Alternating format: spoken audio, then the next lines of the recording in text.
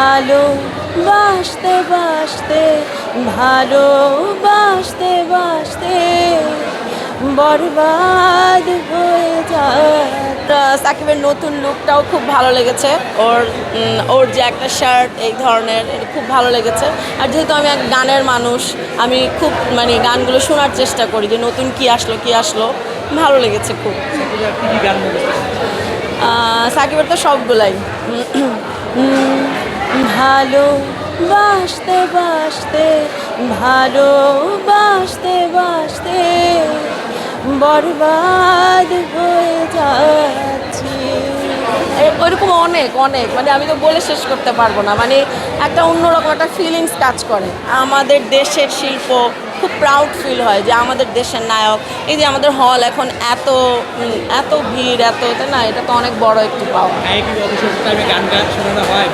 হ্যাঁ, ভাইয়া তো গান খুবই পছন্দ করে।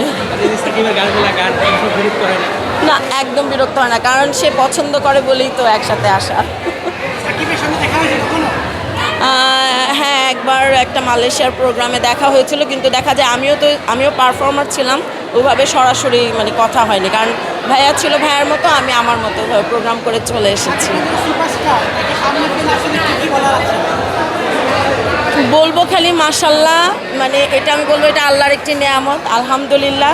আমার খুবই ভাল লাগে বাংলাদেশে এত সুন্দর একজন গুণী শিল্পী আছেন, গুণের কদর করব, এই তো।